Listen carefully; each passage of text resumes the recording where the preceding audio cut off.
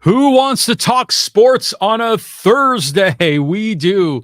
This is John Riley. I'm sitting in for Lee Hacksaw Hamilton. Hacksaw is on the road traveling. He's taking the week off. So we've prepared some podcast episodes we think you'll enjoy.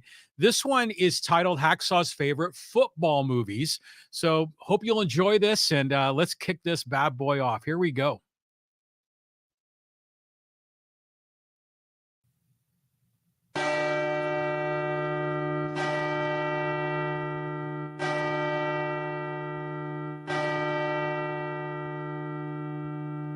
It's time to talk sports. It's Hacksaw's Headlines, a panorama of the world of sports, stories, comments, and opinions. Now, here's iconic sports talk show host Lee Hacksaw Hamilton and co-host John Riley. Who wants to talk sports? We do. From the Dixie Line Lumber and Home Center studios in San Diego, we welcome you to Hacksaw's Headlines bonus coverage, a special podcast today talking about a really neat topic on the table, the greatest football movies of all time. This is Lee Hacksaw Hamilton, my co-host John Riley. We are going to argue, we're going to debate, and we hope you will enjoy something very different. John, we came up with this idea. Let's just review the greatest football movies of all time. And we put a list together, and they came from all different dimensions. And I'll pose the question to you, just like I posed to you when we did the greatest baseball movies of all time. You as a football fan, what is the most important thing about the movie that you want to watch and you might rate number one? Is it the actors? Is it the storyline? Is it the fact that it's history, or the fact that it's something creative? You tell me. For me, it's the emotion. If I'm really feeling what those actors are doing and going through their struggles and sharing in their victory, then it's a home run for me. Or I should say a touchdown. We will go a lot of different directions. This bonus podcast brought to you by Dixie Line Lumber and Home Centers, 9 stores in San Diego to serve you. You've got projects, they've got the materials. You want ideas, they can be your best friend and consultant. Dixie Line Lumber. John, let's talk about the top movies of all time, my favorite list of football movies. Number one, spectacular movie about high school football just outside Washington, D.C. It's won all kinds of awards. Remember the Titans. You smiling. Why are you smiling? Football's fun. You think football is fun? Yes, no. No? Certain, it was fun. Not anymore, though, is it? Is it? No, not by now. No, it's not fun anymore. Not even a little bit. Zero fun, sir. All right. Coach Boone's school board made the decision to put you on my staff. I did not hire you. Well, I came up here to coach you.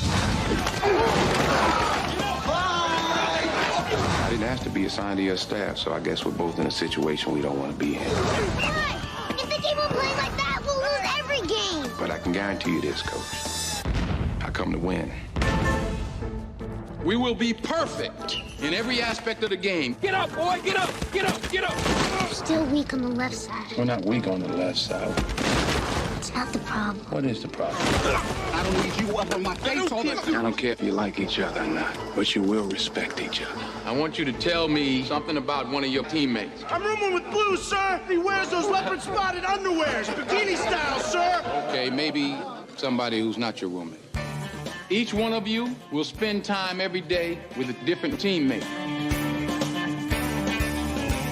Does the term cruel and unusual punishment mean anything to you? If you lose a game, they'll fire you. One game, just like that. Brother, don't you know me and your mama went out on the town last night. What did you say? What happened to you? Man, I just gave your mama a piggyback ride, and she weighs twice as much as I do. What's going on? We wanted to let you know we was going to warm up a little different tonight. We are the Titans, mighty Titans. We're gonna let these people know who's gonna win state, right? Right. Right. Greek mythology, the Titans were greater even than the gods. We're going to change the way we run. They ruled their universe with absolute power. We're going to change the way we block. That football field out there tonight, that's our universe. We're going to change the way we win. We don't let anything, nothing, come between us. We are team.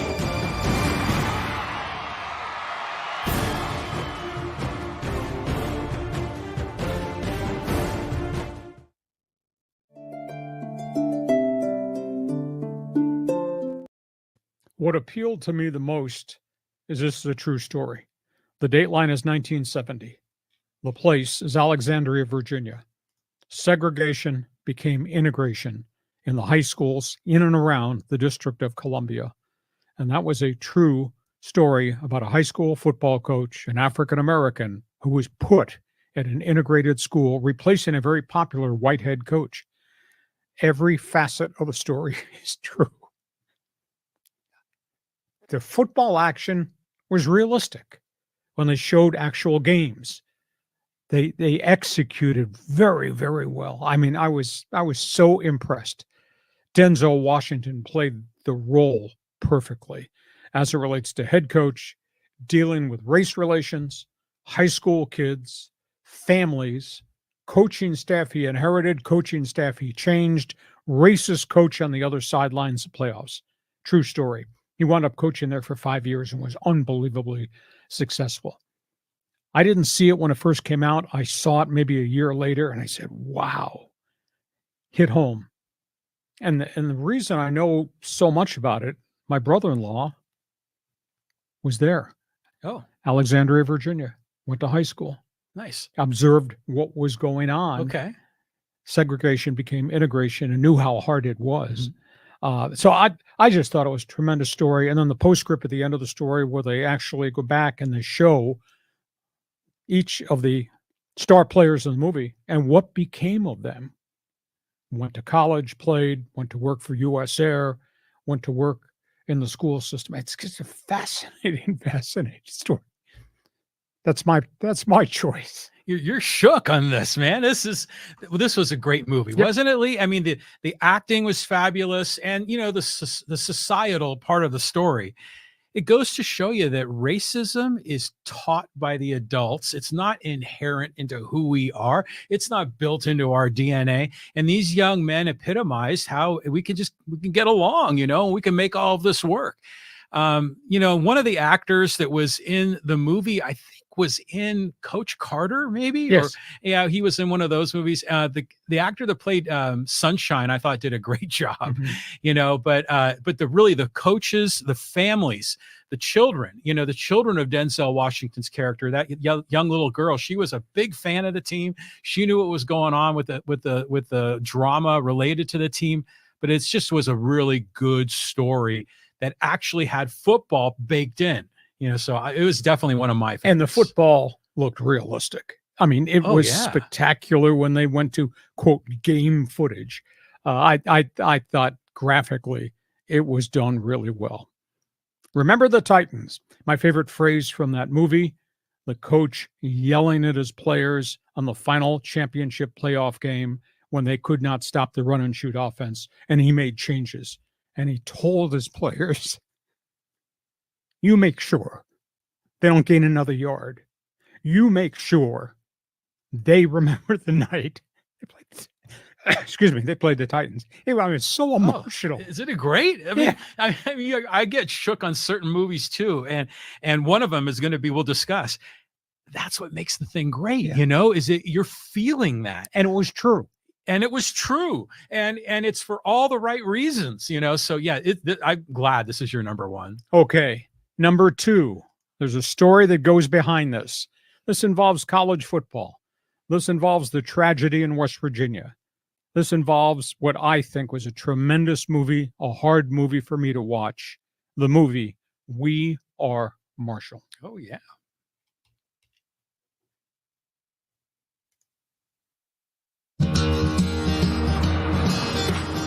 Griffin, let's go. I love you, Chris Griffin. Hey, that was a big hit today. Fellas, I'm proud of you. We are Marshall. Almost home. A new day.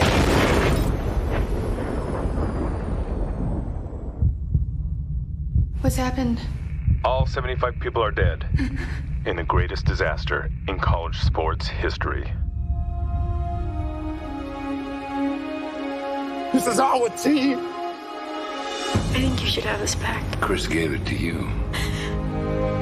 I promised mothers that I'd look after their sons. There's not one of them left. You might cancel the program. This ain't right. I'm sorry. A Jacqueline Gale called. Says he may be interested in the open coaching job. Why do you want this job? When I heard about what had happened, the only thing I could think about was how bad it would hurt if I was to lose before them.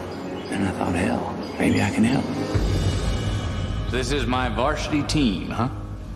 It's a new day, man. We gotta get creative about who we're going after. Ever play football before? No, sir.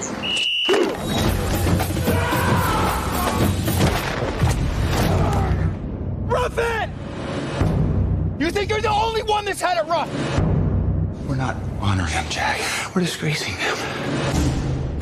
This is not about a game. This is about what happened to this town. There's something I think y'all need to hear. This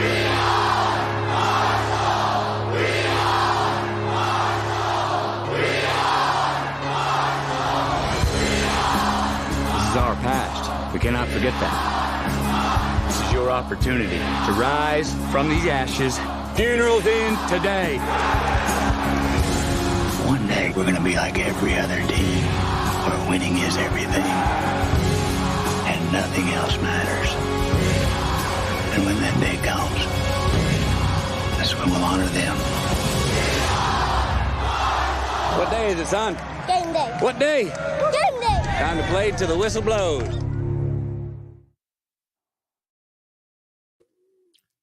The actors made this story work.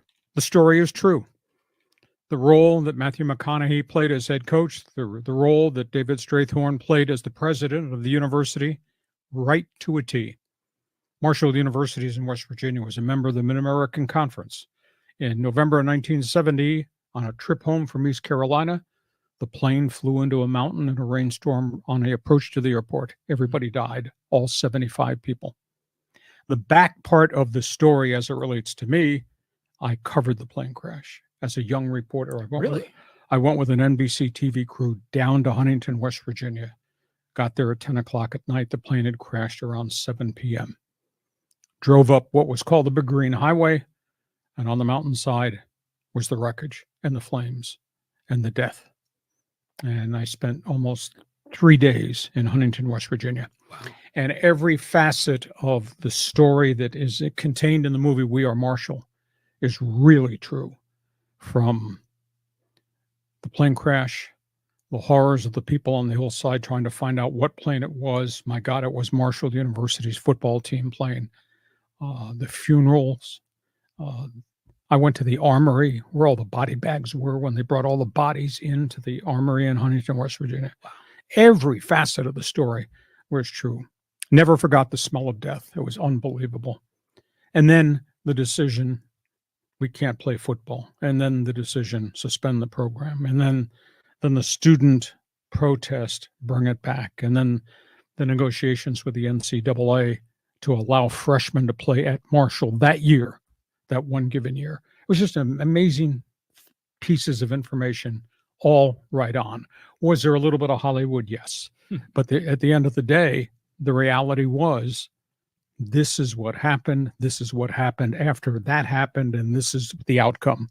And the outcome was, after they put the team back on the field, as young as they were, they struggled, they got beat, and then they pulled off a shocking upset.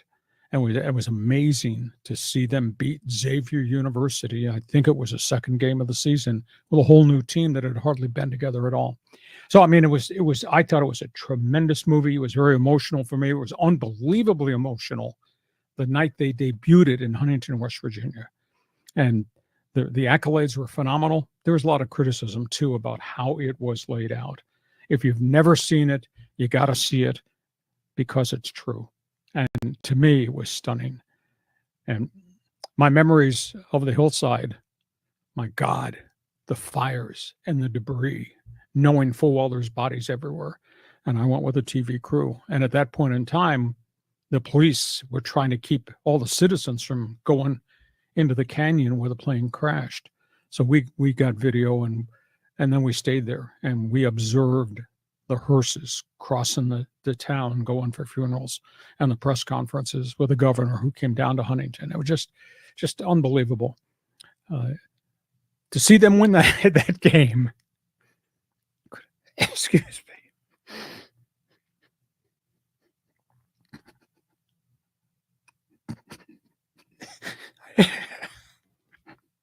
I'm sorry. It's hard for me because I knew 5 of the players on that thing, on the plane. And I knew some of the working media. And the strangest thing was, we were supposed to play Marshall the next week. I was doing Ohio University football at that point in time. And that following Saturday, what was supposed to be 1 o'clock kickoff in our stadium, Marshall's program had been destroyed. All of our players lined up wearing their game day jerseys. All the fans sat in the stands. The other sideline had a Marshall helmet and was totally empty. And they put a ball at the 50-yard line as it were going to be the 1 o'clock kickoff. And there it was. And then they said these prayers in honor and the memory of all the players and the coaches and all the boosters. 75 people in all perished on the plane flight. Never, ever forget that. So that's why it's one of my favorite movies. If you've never seen it, you got to see it. What Matthew McConaughey did was absolutely phenomenal. What David Strathorn did as the president of the university, and the emotional tugs and pulls and ties, just spectacular. I apologize for the emotion, but every time I watch it, I get this way. It's all right, man. You know, I mean, you lived it, you experienced it. Wow. I mean, you've talked to me a lot about your career and the places that you've been. And I knew you were doing Ohio U, and you were the play-by-play man for the football program at that time. And you must have been in your 20s back then. Yeah. And we had played at Penn State that day. We played at noon at Penn State, and we came home in a terrible rainstorm. And it was so violent that they couldn't feed us on the plane. And we landed at about 7:30 in the evening. And we landed on the runway at this small regional airport in Athens, Ohio. And there were police cars on the edge of the runway. Nobody got off the plane. And the head coach and the athletic director walked down. And we saw them, looked out the window. We saw them standing there talking to the sheriff's department. Came back up, got on the speaker, and said, "We regret to inform you there's been a terrible plane crash in Huntington, West Virginia with the Marshall University football team." So then we all deplaned, and and by that time we knew that it was really, really bad. So I hooked up with a TV crew and went down there. I've covered 2 unbelievable things in my career, aside from doing games and sports talk radio. I covered the Marshall plane crash. I also covered the terrible death of Yankee legend catcher Thurman Munson, whose plane crashed on an off day while he was practicing takeoffs and landings at the Akron-Canton airport. And I went out there and I covered that plane crash. And then I covered the funeral in North Canton, Ohio, a couple of days later, where all the Yankees came, Steinbrenner, Billy Martin, Reggie Jackson, and to stand there and see all these people, these rich people, these great ball players weep because they lost their captain. So those are the 2 most emotional things I ever covered as a, quote, sports journalist. But this was hard because I knew 5 of the players, and I knew the coaches, and I knew the media guys. And then just to be there, and John, you never forget the smell of death. Wow. Never. So anyhow, that's the story. If you've never seen it, it's a fabulous movie. There are some sad aspects to it, but it's realistic and it's heartwarming. Sadly, the week after they upset Xavier, they played Miami of Ohio, where Bo Schembechler came from. Miami kept their starters in the whole game and beat them 66-3. And I never forgave Bo and the Miami of Ohio Redskins for doing that. But, Michigan man. Yeah, but great. It's a phenomenally moving movie. And what makes it so great, just like Remember the Titans, it's true. It's true. If anyone can vouch that it's true, it's you. Yes. I mean, what an amazing story. And I think as fans, we take it for granted that not only is the whole plane on there, but the coaches, and like you said, the media and the boosters. So it's like the entire everything related to that program is gone. And one of my best friends became an assistant coach on the new staff. Matthew McConaughey plays head coach Jack Lengel. Jack Lengel had to put together a whole new staff, had hardly any time to recruit. And one of my closest coaching friends, who's a former star at Ohio State, was there. He became an assistant coach that first year after. And the movie also details and relays how hard it was for them to recruit, how hard it was for them to deal with the players who missed the flight that should have been on the flight, who were grieving and the loss of their teammates, the guilt that it was associated with, how hard it was in the community, because a large segment of the community in Huntington did not think the program should be brought back. There's so much pain in the community. It's across the board. To me, it's just a phenomenal movie. And I apologize for the emotion. No, it's okay. It's okay. But Marshall did come back. Oh, it came back well. Yeah. It came back as a 1AA program and won championships. A whole bunch of quarterbacks led by Byron Leftwich and Chad Pennington. Yeah. And Randy Moss played there. That's what I'm thinking. Yeah, so they came back and became very good. And then they moved up again to Division I. And on November 14th of 1970, it crashed. And every November 14th since then, they have a ceremony in the middle of the campus. A special fountain was built, and you'll see it in the movie, in which the water spills up as if it's the rebirth of the football program. It's so cool. Wow. And wow. There's a scene in the cemetery, and the cemetery is there. There were 5 or 6 Marshall players who could not be identified, and they were all buried together in the same plot at Spring Hill Cemetery, right across from where the original Fairfield Stadium was. And I've been to that cemetery. So it's, connect the dots. A tremendous story. But that is my second pick. Okay, we move on. Okay, let's go back to the big board. Friday Night Lights. This is interesting because this is about Texas high school football. And Friday Night Lights actually was a movie made off a book from a Dallas-Fort Worth sports writer about the legendary high school program, Odessa Permian. This is Friday Night Lights.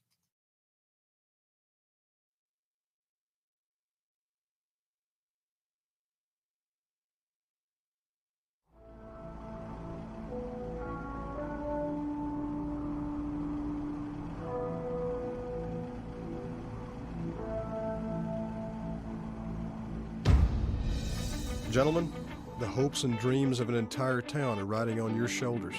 You may never matter more than you do right now. It's time.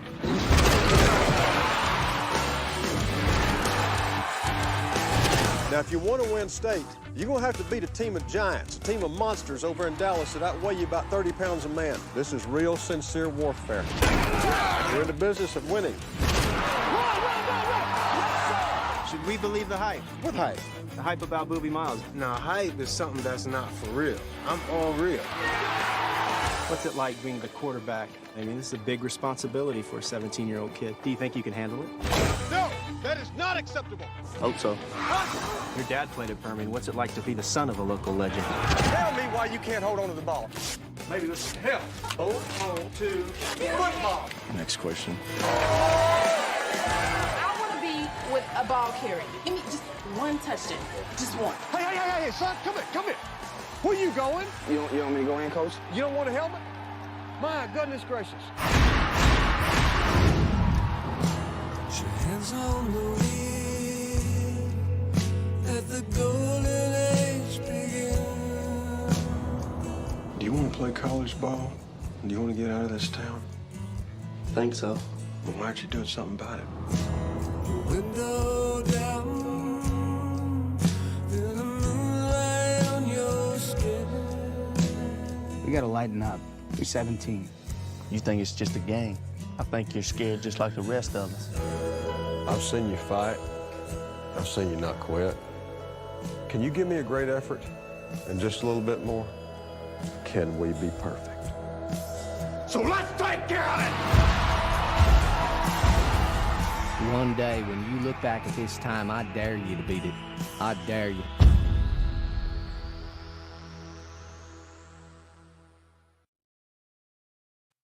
True story. take off on what high school football in Texas is all about. Billy Bob Thornton was phenomenal as the head coach and kind of pieced all the other storylines. There were so many storylines. It was about priorities in Texas. It was about the pressure of being a high school player in Texas. It was about the expectations of being that player in a program in Texas. It talked about the functionality of families, the dysfunction of families, alcoholism, industries, poverty, wealth, black, white, race relations. It's a really, really good movie. It doesn't flow as well as We Are Marshall or Remember the Titans, but it's a truism of what high school football in Texas was and probably still is today. I don't know if you've heard the chance to see it. It's really good, John. That's different. It's about high school athletics, but it just covers so many layers of football, athletics, society, rights, wrongs, good, bad. Cool story. You know, I've never seen the movie, but I love the TV show. Yeah. And I don't remember how many seasons it was, maybe 4 or 5. But I get it. You know, it's high school ball in Texas where it's like a religion, you know, and then seeing what the players, the families, the relationships, the human element to this makes this a very compelling, you know, in that high school setting in Texas.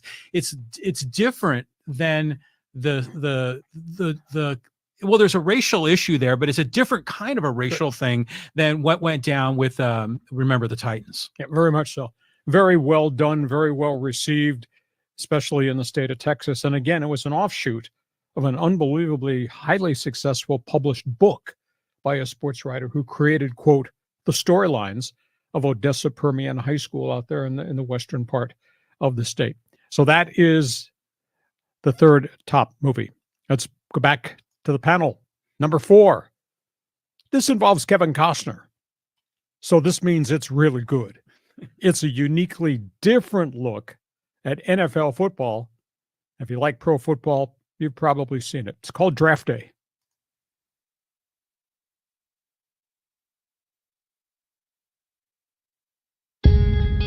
This is the draft day Browns fans were waiting for. Sonny, I hope you're listening. You run this team. You're the general manager. You can fix it. Hey, Tom. Hey, Sonny. Sonny. Every year, someone comes out of this looking like a donkey. Can you hear me? Yeah. Good, because tomorrow I got a feeling it could be you if you don't make this deal. Let's talk about the draft. I need you to make a splash, Sonny. And if you can't do it, then I have to do it. Just to be clear here, you're threatening to fire me, right? Your job is to coach a team I give you. They do it different in Dallas? Yeah, they do. They win. A lot. How is it that the ultimate prize in the most macho sport ever invented is a piece of jewelry? We talk football? We can always talk football. I just want the team that I want, one time. You see things other people don't see. Rewind that back to the start of the play. It's one of the things I love about you. All that matters is what you think. Write your own story, Sonny. I want this team's future back. Let's get busy. Draft day. History in the making. 224 young men are about to become players in the National Football League. Bolt Callahan, he's the surefire slam dunk #1 pick. Trade me. I'm going to do what's best for the team. This is the draft analysis we've all been working on for the last 2 months. Just made a trade with the Seahawks. Sonny, that's our future. You sold a cow for magic beans. How does the entire world already know about this, Mom? Because I just tweeted it. You're on Twitter? You're not. I love having the #1 pick. I hope that you would. The Cleveland Browns are now on the clock. It's go time, boss. You go on row. Who are you going to take? What's happening? Who you picking? You son of a... I need 5 minutes, and then you can fire me. I got Tom Michaels on the line. Sonny, are we trading 6? I quit, Sonny. Don't quit. See what I do from here. You're going to like this. The football world is in shock, wondering what exactly the Cleveland Browns' Sonny Weaver Jr. is cooking up here. They're not going to believe what's happening. You make this deal right now. Say it with me. An absolute stunner. Okay, screw it. No more offers.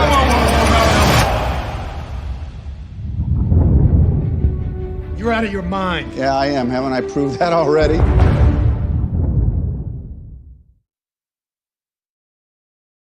I've probably watched that movie 20 times. The thing that's cool is they shot it at the Cleveland Browns facility. The thing that's cool is Old Municipal Stadium. The thing that's cool, I worked in Cleveland and I covered the Browns. I've been in that building. I've been in those offices. So that was kind of a flashback to me.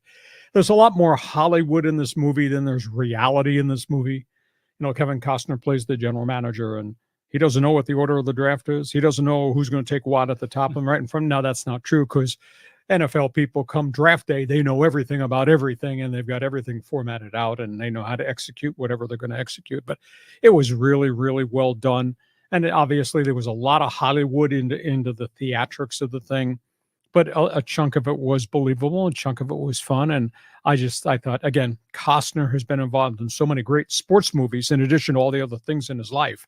He's just the glue that I think bonds the whole thing together. Well, first of all, Kevin Costner is usually in baseball movies. This is football, but everyone likes Kevin Costner, and he's relatable to men and women of all ages. It's got Jennifer Garner, and it's got Tony Soprano in the movie, So this is a good cast. I think it was great, and it's interesting how movie writers like to pick Cleveland. It's kind of like the Major League movie, where Cleveland usually has the down and out franchise and they become kind of like a underdog story, right? Yeah, it was well received. Granted, it's not quite factual, but Hollywood has the right to do creative stuff with the content. So Draft Day, that was my number 4 movie. Let's go on to number 5. And I don't know anybody that has not watched this. I don't know anybody that's not liked it. This is really different. It is a cross-section of life. It's a cross-section of craziness, too. We're talking about Tom Cruise. We're talking about Jerry Maguire. I want everybody to see you for what you are. The best kept secret in the NFL. You are the man. You ready? Yep. Let's go. Let's walk. My name is Jerry Maguire. I'm a sports agent. You could say I'm at the top of my game, but something just isn't right. Jerry Maguire! What can I do for you, Rod? Show me the money. You know what I'm saying, Jerry? Show me the money! Money! Can you sign my card? Sorry, little fella. I can't sign this brand of card. Only Pro Jam Blue Dot cards. And lately, it's getting worse. Came here to let you go. Pardon me? I came here to fire you, Jerry. Don't worry. I'm not gonna do what you all think I'm gonna do, which is just flip out! Who's coming with me? Who is coming with me? I will go with you. Dorothy Boyd, thank you. We're gonna be okay, because I am gonna take my one client and we're gonna go all the way. Help me, Rod. Help me help you. Help me help you. You are hanging on by a very thin thread.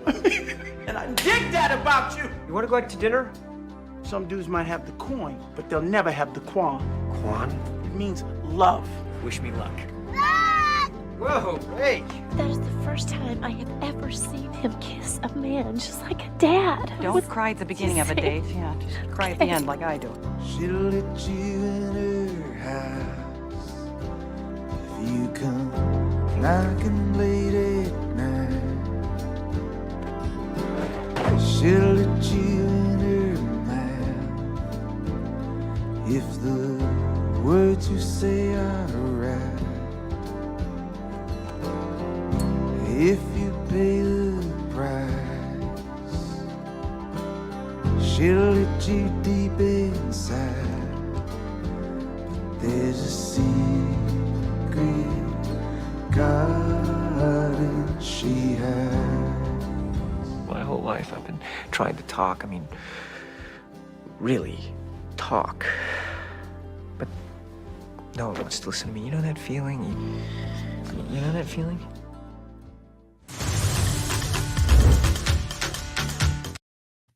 And the favorite phrase of all time, show me the money. It shows the sleazy side of the sports agent business. It shows the guy crossing the line and finding his conscience, his constitution. A lot of crazy stuff in there as it relates to the game itself. I thought Cuba Gooding was a tremendous guy to play off all things that Tom Cruise was. It was a fun flick. More than it was anything else. There's not a lot of reality there. but it touched bases on different aspects of pro football versus the agent's business versus the players and what they want and how people respond through the good times and the bad. I thought it was a really kind of cool movie to sit there, and I didn't know what to expect when I first went to see it the first time. I said, yeah, that was a fun way to spend a couple hours. Well, there were cameos in that, I think, from Lee Steinberg and maybe it was Troy Aikman in that movie. So I remember part of that. I mean, obviously the love story was with Renee Zellweger. You had me at hello. That's huge. Show me the money. How often do we say that in our podcast? Because it's so relevant. But yeah, Cuba Gooding Jr. was terrific in this, but it's just, even in that preview, there was one clip of Tom Cruise with the sunglasses on at night, and you're just thinking about his old movie, Risky Business, so there's just a lot of good vibes in this movie. But is the underbelly of sports agency, is it really as nasty as they made it out to be? Used to be. I don't think it is anymore because it's all regulated by the Players Association. But yeah, Tom Cruise wearing sunglasses in the middle of the night. That was the sleaze factor. And then he stepped over the line and he found substance to his career and his life and the people he was dealing with. I thought it was a really good movie. Those are my top 5. We're going to have more dialogue about that as we go forward. We get to halftime. Bonus coverage brought to you by Dixieline Lumber and Home Centers. 9 stores to serve you in San Diego. You got projects. They have the materials. You need help. They'd be glad to give you ideas. Build it, fix it. You guarantee you'll enjoy it in 2024 thanks to Dixieline Lumber.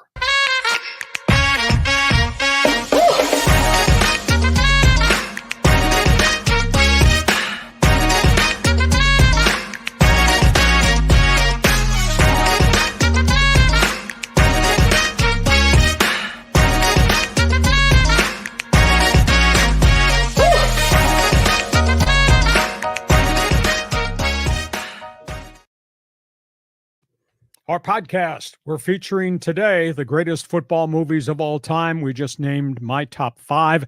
John, would you change any of those? Of those 5, which one did you like? What do you want number 1? Well, that's a good question because I think of those top 5. Okay, Remember the Titans is terrific.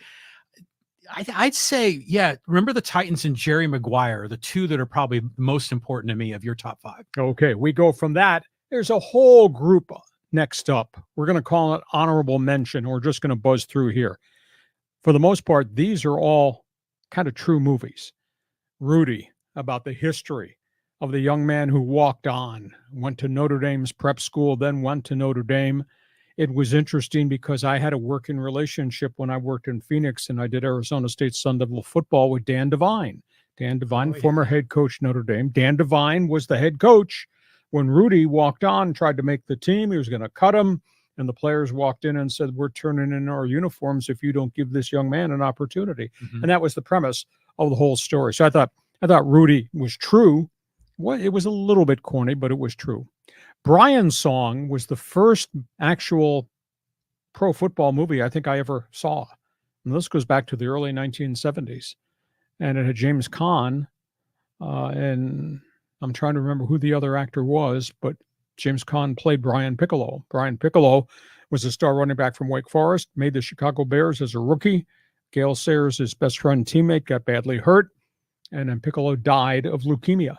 Very emotional movie, almost like it should have been in black and white.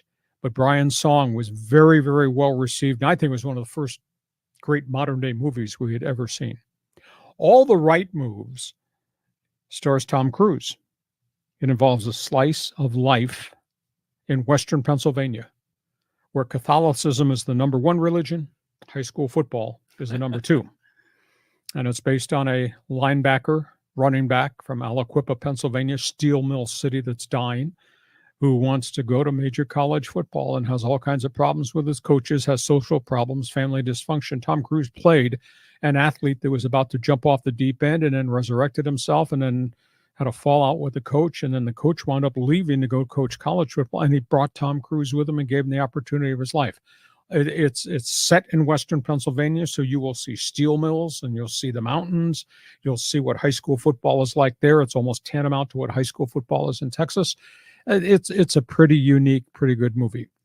Waterboy, and there's a side movie called Radio. They're almost one and the same, about two young men who both had learning disabilities and were bullied and were outcasts, and somehow got involved with a high school football program and got involved with a high school coach who kind of became their counselor. And you see Adam Schindler plays the water boy. Mm-hmm. And then there's another movie called Radio that Cuba Gooding played the retarded young man in that movie. Wow.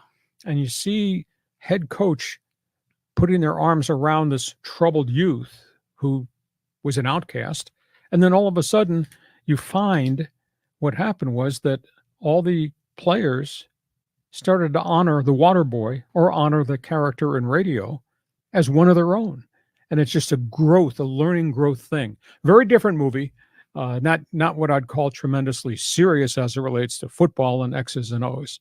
And then, of course, there's Any Given Sunday, which had to do with a threat of the Super Bowl, terrorist threat of the Super Bowl. Oh, yeah. This was De Niro, wasn't it? De Niro, Pacino.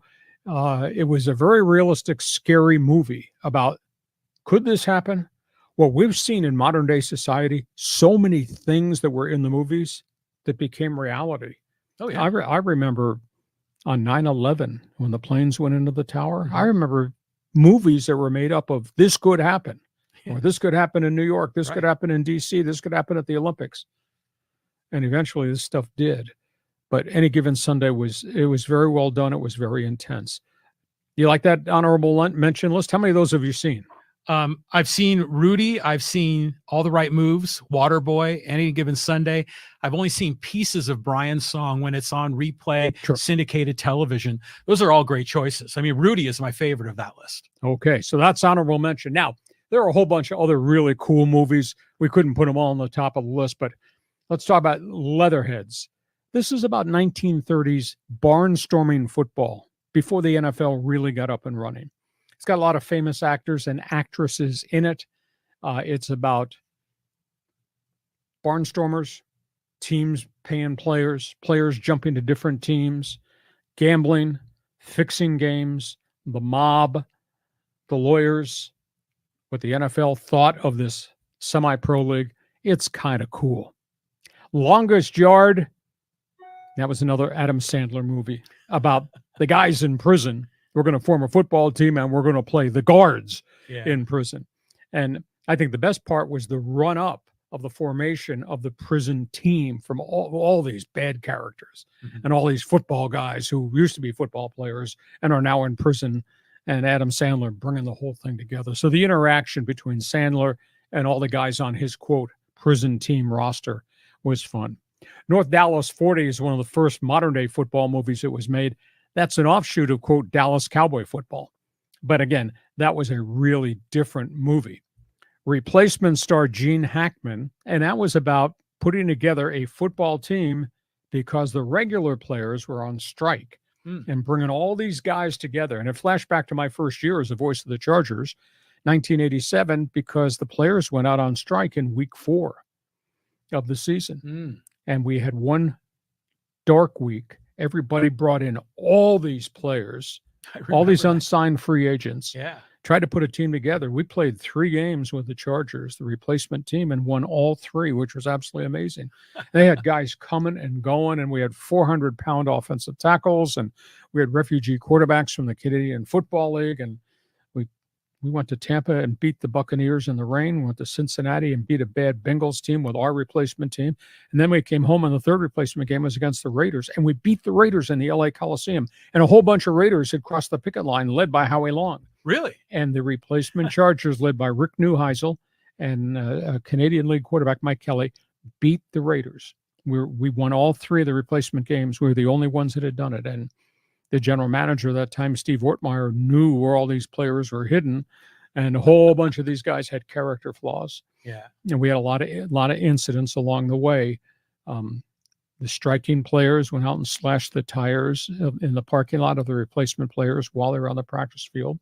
let the air out of the tires. I mean, they had to bring the police out there. We thought there was going to be an actual confrontation. So The Replacements with Gene Hackman is kind of a takeoff on what the 1987 NFL strike was. The last movie I expected a lot of. I put it on the list because it had great meaning, but the movie did not live up to the actual true storyline. The Express is about legendary Syracuse University running back Ernie Davis. Ernie Davis was a very high #1 draft pick of the Cleveland Browns, an illustrious career playing for Ben Schwartzwalder on Syracuse, who still had tinges of racism in his life, but Ernie excelled. And Ernie went to Cleveland, and he failed the physical. He had leukemia, and he died.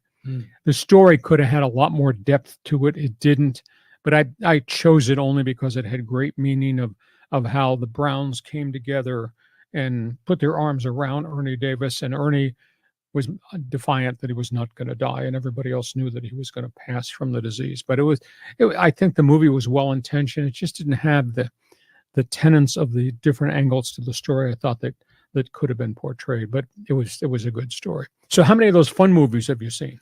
I've seen The Longest Yard, both of them. I love both of those. The Replacements also had Keanu Reeves. I think he was the quarterback. And so that was a fun movie as well. I didn't see, Leatherheads, North Dallas, or The Express. You got to see Leatherheads. It's kind of cool, and the whole scene setting of the 1930s is very realistic.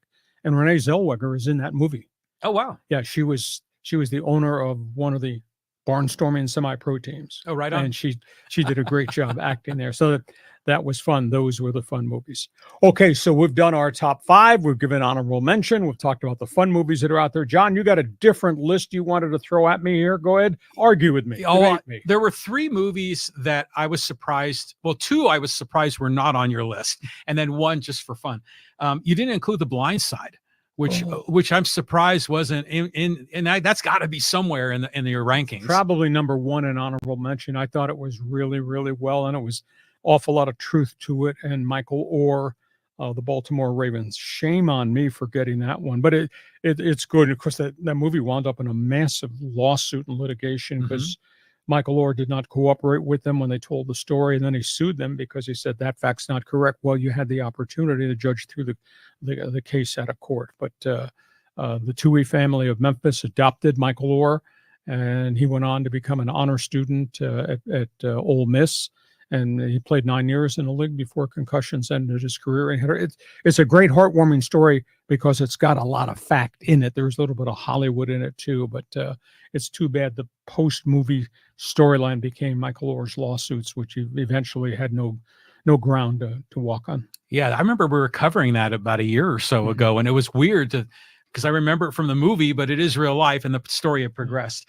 The other movie that I was surprised wasn't on any of your lists was Concussion. Oh boy.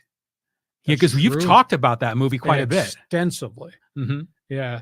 Okay, so that's 2 I should add. I would probably put Concussion in my top 5 then. Yeah. Yeah, because there's so much truism to the Concussion movie involving Mike Webster, Pittsburgh Steelers. I knew one of the other Steelers who committed suicide. So yeah, that a phenomenal story. And here's a sidebar to that. They showed that movie in San Diego. They had a preview, and I was invited to the preview, and a lot of the Charger players were there. They were not fans, just a select group of invitees, and I happened to get the invitation to go.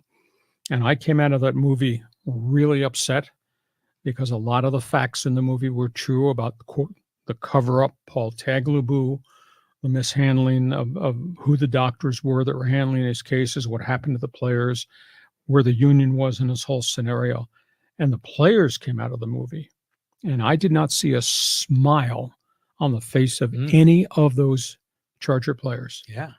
Because I think they sensed that there was a lot of dishonor in the National Football League about these players who had suffered, why the lawsuit eventually got filed, obviously why the NFL suddenly wrote a check one morning, and it wasn't out of the goodness of their heart. It's that they were going to lose this lawsuit. So yeah, Concussion is right there. Whether that mea culpa, that should have been top 5. Well, I always think of NFL players like modern day gladiators, because they're going out there sacrificing, their limbs, their body, their head, and concussion properly showcased, I think, to those players in the theater that in some ways they're just sort of meat, that's getting transferred around. I mean, that's a sad way to put it, but I think it's true to a degree. The third movie that wasn't on your list, I didn't expect it to be on your list, but I'm going to bring it up for fun, was Forrest Gump. Because remember, he was the running back at Alabama in that one scene. And boy, that guy could run. Yeah. You always like French pastry. I understand that. No, but I have my own top 5 list. And so my number 1 was Rudy, because that one always gets me emotionally. And I can watch that over and over again when it repeats on TV. The Friday Night Lights TV show was my number 2. Jerry Maguire 3, Remember the Titans 4, and then I put Longest Yard 5, both versions. And I like how Burt Reynolds was in both movies. Sure. And I think that made it kind of fun. Well, I should have remembered, and I'm not sure why I did, because I went through and looked at a lot of different lists. And Concussion, maybe because it was a documentary, more than anything. Maybe that's why it wasn't listed. I just fell through the cracks. But I would probably put it right up there somehow, some way. But I like that top 5. That's pretty good. So, it's a good list. So, hey, listen, we hope you have enjoyed the greatest football movies of all time. We try to cover a lot of different things on our podcast. We're on the air Mondays at 1 p.m. Pacific, Thursdays at 1 p.m. Pacific. Our podcast brought to you by Dixie Line Lumber and Home Centers. Build it, fix it. We guarantee in 2024 you will enjoy it. Think, when you got projects, Dixie Line Lumber. John, have yourself a great afternoon. Thanks for going to the movies with us. Yeah, I want to watch a football movie now. And thanks for being with us on Hacksaw's Headlines. Join us again for Hacksaw's Headlines on YouTube, Facebook, and Twitter. And find the audio version on your favorite podcast apps. For more content, go to LeeHacksawHamilton.com.